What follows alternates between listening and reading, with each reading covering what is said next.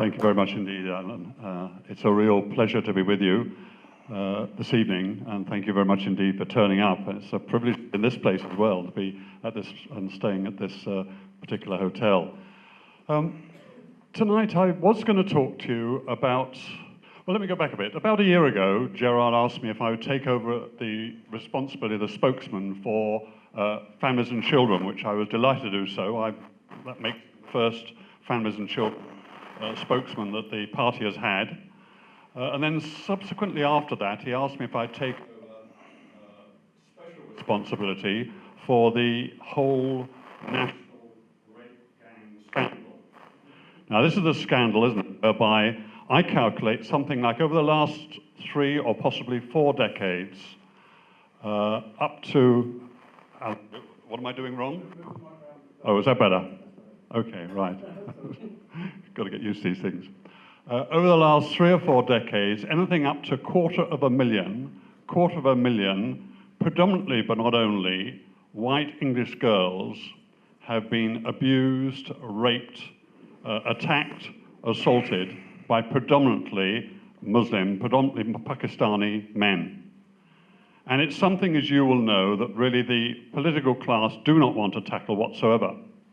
The other thing that's come clear to me is that predominantly these assaults, these attacks, these rapes have happened in Labour-run towns and cities, especially in the north and across the Midlands.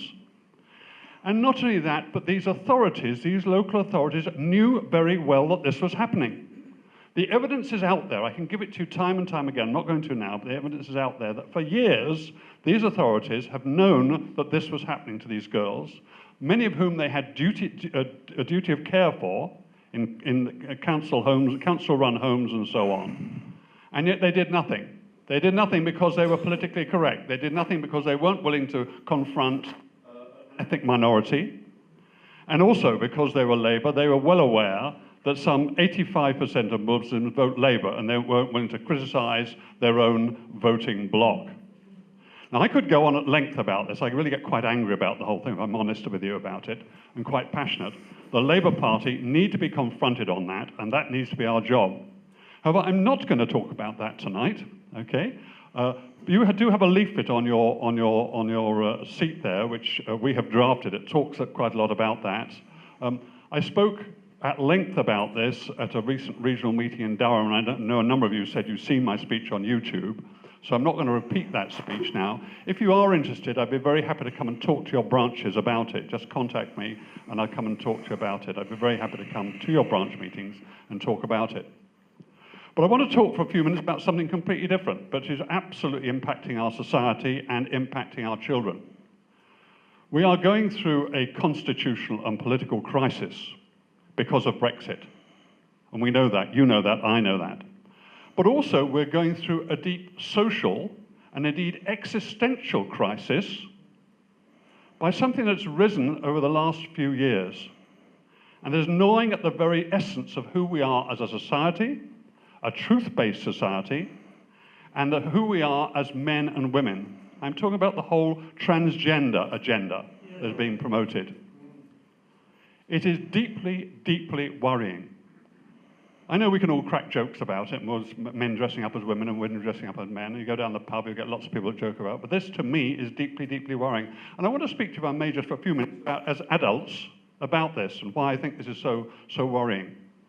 Our society depends on being on truth, on being rational, on being logical, and understanding that actually when you talk to people, you can communicate with them, and you know what they're talking about. But listen to this. And you'll know, some of you will know this because you'll have read it in the papers, where I have read it, okay? Last October, there was a man whose original name was David Thompson, and he had other names as well. But he was arrested and convicted for rape, assault, and other sexual crimes which he'd been committing all his life. Once he'd been arrested and he was put into a men's prison, he then self-declared that he was a woman. Authorities, bowing down to this new thing, moved him from men's prison into a women's prison. Thereupon, in the women's prison, you know exactly what happened. He assaulted the women prisoners. Horrendous, absolutely horrendous, and they had to move him back out. He then appeared in court, okay? Now, this is the key to this, okay? He appeared in court. He appeared in Leeds Crown Court last October. And there we are in Leeds Crown Court, the place of justice and truth, where witnesses there say they'll tell the truth, the whole truth, and nothing but the truth. And in Leeds Crown Court, you have the judge sitting up there in his wig, taking notes about all the barristers there in their wigs and in their gowns and the rest of it. You had the 12 good men and women and true who are sitting there as jury. And the barrister, the prosecuting barrister, stands up and he describes what has happened by this man, okay, this man who claims to be a woman, in the woman's prison. Now, I'm going to use words, you're adults, you're all over 18, please hear me, because it's not very pleasant. He describes what is happening, and listen to these words. He says quite clearly, he says, she was sexually aroused. She had an erect. She was sexually aroused. She had an erect penis. I'm sorry to use these words, okay, but you can read it in the newspapers. It went on. That is the situation. That was happening. Now, this happens in a court of law. You know and I know that that is an untruth. You know and I know that she cannot. Only he can. And yet a barrister stands up there for. The judge is writing this all down as truthful evidence. So we've got to the situation where the place where we are looking for truth and justice in her Queen's court, Her Majesty's courts of justice, they are putting forward lies as truth and being accepted at it. But you understand what I'm saying? Here we have, right at the heart of our society, lies are being perpetrated as truth. When the barrister said that, nobody laughed, nobody objected, everybody took it as truth. There we have the real problem for our society. That means lies can be put forward as truth in our courts of law. Do you understand the ramifications of that? It is absolutely horrendous. If they can do that, if you can lie in a court of law and the judge doesn't mind, because everybody knows you're lying, because you're saying the truth, you do it anywhere. So I can say to you in business, I can say, madam, I'm going to sell you 20 bicycles today, so you give me the money. I change my mind tomorrow, it's 15, I'm going to sell you instead. Okay. Or even worse as it is, we've already find out. Today I'm a bloke, tomorrow, guess what? I've decided I'm a woman. And there's nothing you or I can do about that. Because if I self-identify as a woman, if you then criticize me, if you then dispute whether I am, the situation for you is you can be guilty of a hate crime. Now, I think this rots at the very heart of our society and creates something about truth and speaking truth which we have no idea the ongoing ramifications. And that's why I call it an existential crisis for our society. Now, what is more and worse about this transgender ideology is being perpetrated and promoted amongst our school children. That is the danger. Our school children, not only in secondary schools when they're older, but in primary schools too. Okay, it's being promoted. So young kids now can be questioned, well, am I a bloke or am I a girl? They wouldn't think about it. They're not allowed to think about it. Of course they don't. But the teacher raises the questions in their mind. Well, what are you? Well, how do you feel today? Do you feel that you're a girl or do you feel you're a boy? The whole thing is completely horrendous. And in my view, it's tantamount to child abuse. It's tantamount to...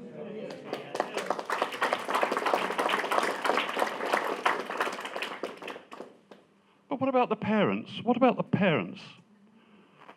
The situation now is, if your child decides to self-identify as the opposite gender from their birth gender and feels about that, they will now have the support of the teachers and the support of the social workers if they feel that it is possible for them to take your child off you unless you concur with that child's wishes to be identified as the opposite gender. It is absolutely horrendous we've got ourselves into that situation. That is where we are as a society. We are living with a complete delusion. If you had, let's say you've got two children, let's say you've got two daughters aged 13. One of them is anorexic. Okay, it happens. It's happened in my own family. One of them is anorexic. And she is convinced that she's overweight. You put her on the scales, and she's 4.5 stone, skeletal, okay? But she is convinced she's overweight. If you're a parent, do you go along with that? Do you converse and say, yes, indeed, you are overweight? No, of course you don't. You look at the facts on the scales, and you take her off to see specialists and consultants, and you care for her, and you're concerned for her as you possibly can. But if your other daughter, instead of having anorexia, has gender dysphoria, and she says, I feel that I'm a boy, I'm really a boy, and you may look at her physically, having been her parent for all her life, and you know what she's like, you may see her chromosomes, see the XX chromosomes, and you see what she is quite clearly as a woman. She identifies as a boy.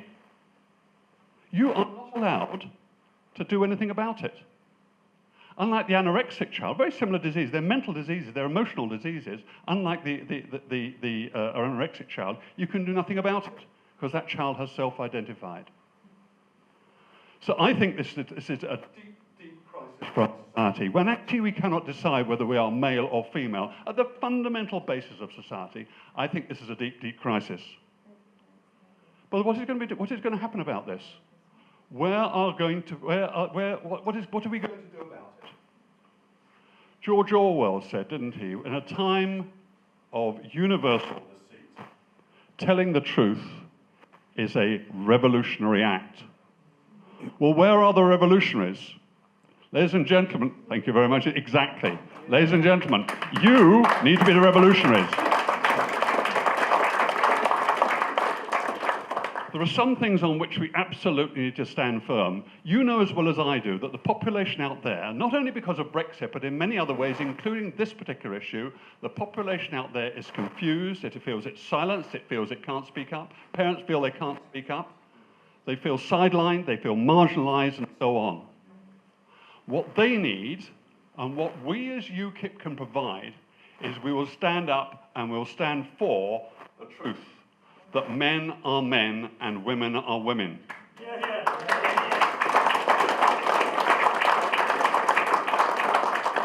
There are individuals who unfortunately suffer from gender dysphoria, and we need to have compassion and care for them. A very, very small percentage of the population.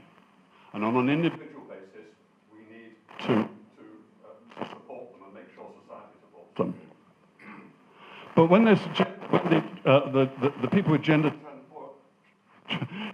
dysphoria change themselves from gender dysphoria into activists, and they shriek and they shout and they report you to the police and all the rest of it, then we need to stand firm and we need to stand up as UKIP. And that's what I'm asking you to do. Now, people say, if you do that, you know what will happen. You'll be called a bigot, you'll be called a fascist, you'll be called a transphobic, and all the rest of it. I would suggest to you, thank you very much indeed, that's exactly the response I wanted. That's exactly right. We cannot allow ourselves to be cowered into submission and not speaking the truth about these important issues. So my suggestion to you is we turn the whole thing round. And instead of us seeing it as reversing and say we don't want to be called these names, we take it as a badge of honor. So when the Guardian calls you a bigot, badge of honor. Thank you very much indeed. The Guardian calls you and me a bigot, we are. If the Independent calls you a fascist, badge of honor. That's what we are. We cannot stand back in the corners and not speak up for the truth.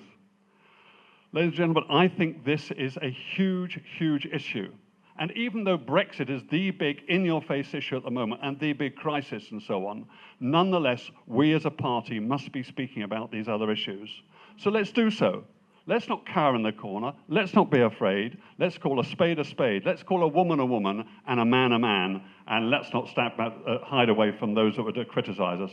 Let's go forward, stand up, and let's be UKIP.